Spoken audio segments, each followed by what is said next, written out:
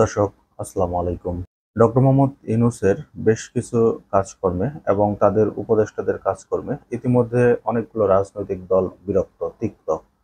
বিশেষ করে ডক্টর মোহাম্মদ ইউনূস পদত্যাগ নিয়ে যে একটা ইস্যু তৈরি করেছেন, এটা তো একটা অন্যতম কারণ। এছাড়াও রয়েছে তার বেশ কিছু কারণ। এবং তিনি ইতিমধ্যে জাপান সফরে গিয়ে যে কথাবার্তাগুলো বলে এসেছেন রাজনৈতিক দলগুলো সম্পর্কে, বিশেষ করে বিএনপি সম্পর্কে, এই একটা কথা কিন্তু ডক্টর মোহাম্মদ ইউনূসকে অনেকটা অজনপ্রিয় করে তুলতেছে কিছু কিছু রাজনৈতিক দলের কাছে। কারণ আপনারা সবাই জানেন যে এখন সব রাজনৈতিক দলই কিন্তু কম বেশি নির্বাচন চাচ্ছে, বিশেষ করে এনসিপি ছাড়া। আর জামাতে ইসলামের মধ্যে একটা দ্বিধাদ্বন্দ্বতা রয়েছে। এছাড়া সব রাজনৈতিক দল কিন্তু নির্বাচন চাচ্ছে। জামাতে ইসলামও নির্বাচন চাচ্ছে, কিন্তু তাদের কিছু নেতাকর্মীর কথাবার্তার মধ্যেই কিন্তু ভিন্নতা রয়েছে। এছাড়া আপনারা জানেন যে ডক্টর মোহাম্মদ ইউনূস শুধু একটা দলকে সব থেকে বেশি প্রাধান্য দিচ্ছে, সেটা হচ্ছে এনসিপি। সবাই কিন্তু বলে আসছে যে এনসিপি ডক্টর মোহাম্মদ ইউনূসের পরামর্শে তৈরি হয়েছে। আর এই দলটাকে স্বাবলম্বী করার জন্য ডক্টর মোহাম্মদ ইউনূস নির্বাচন প্রসঙ্গটা এড়িয়ে যাচ্ছেন। বিভিন্ন সময়ে তিনি রাজনৈতিক দলগুলোকে যমুনায় ডাকছেন, কথাবার্তা বলছেন, কিন্তু নির্বাচনের যে একটা রোড ম্যাপ চাচ্ছে সব দল, এই ব্যাপারটা কিন্তু তিনি স্পষ্ট করছেন না। এই জন্য কিন্তু প্রচুর বিরক্ততার ছাপ রয়েছে রাজনৈতিক দলগুলোর মধ্যে এবং কিছুটা ক্ষোভও রয়েছে ইউনূস সরকারের প্রতি। ইতিমধ্যে কিন্তু বেশ কিছু রাজনৈতিক দল ইউনূস সরকারকে নিয়ে অনেক উল্টাপাল্টা মন্তব্য করছেন। তবে এই মন্তব্যটা অনেকেই অযৌক্তিক বলছেন, অনেকেই বলছেন যৌক্তিক। কারণ ইউনূস সরকার এইসব মন্তব্য কিন্তু নিজেই টেনে নিয়ে আসছেন। কারণ কি? যে উনার একটা নির্বাচনী রোডম্যাপ ঘোষণা করার কথা। উনি বরাবরই একটা টাইম ফ্রেম দিচ্ছেন যে ডিসেম্বর থেকে জুনের মধ্যে নির্বাচন। এবং সংস্কার নিয়ে উনাকে কথা বলতে হলে বলে যে ছোট সংস্কার হইলে ডিসেম্বর, বড় সংস্কার হলে জুনের মধ্যে নির্বাচন। কিন্তু এই সংস্কারটা উনি কি সংস্কার করবেন?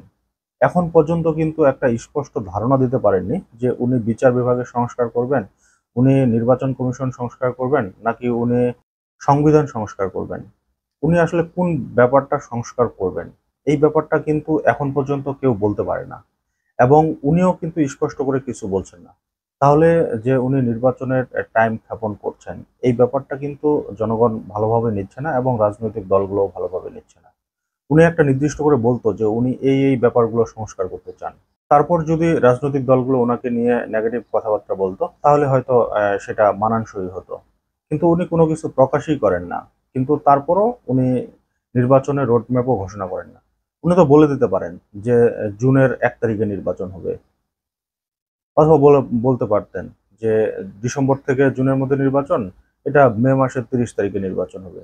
শেষ কথা। এটা নিয়ে আর কোনো রাজনৈতিক দল তাহলে কথাবার্তা বলতো না। এতদিন কিন্তু তারেক রহমান বলে আসছিল যে ইউনূস সরকারকে সাপোর্ট করার কথা, তাকে ব্যর্থ হতে দেওয়া যাবে না। কিন্তু সেই তারেক রহমানও কিন্তু এখন নির্বাচন চাচ্ছেন। তিনিও বলছেন যে ডিসেম্বরের মধ্যেই নির্বাচন দিতে হবে। এছাড়া তিনি তার উপদেষ্টা মণ্ডলীর যে সদস্যগুলো নিয়োগ করেছেন, এই সদস্যগুলো হচ্ছে সব এনজিও ধর্মাবলম্বী। তো এই এনজিও ধর্মাবলম্বী এবং যারা বিপ্লবের সাথে কোনো সম্পর্ক নাই। তো এরা না করছে কোনো কাজ, না করছে কিছু, এবং তারা বুঝেই না যে কোন কাজটা করতে হবে। তো বরাবরই কিন্তু রাজনৈতিক দল বিশ্লেষকরা বলছিল যে ইউনূস সরকারের এই উপদেষ্টা মণ্ডলীগুলোকে চেঞ্জ করা উচিত। কিন্তু তিনি কারো কথাই কেয়ার করেননি। উল্টা তিনি আবার বেশ কিছু ঝামেলা তৈরি করে রেখেছেন সেনাবাহিনীকে নিয়ে। তো সবকিছু মিলে ইউনূস সরকারের প্রতি কিন্তু রাজনৈতিক দলগুলো ব্যাপকভাবে বিরক্ত। শেষমেশ কিন্তু উনার সম্মান নিয়ে টানাহেঁচড়ার একটা অবস্থা তৈরি হয়েছে। তো এখন দেখার অপেক্ষায় যে ইউনূস সরকার আসলে সম্মান থাকতে এই ব্যাপারগুলো সেটেল করেন কিনা। তো দর্শক, আজকের মতো এই পর্যন্তই। আল্লাহ হাফেজ।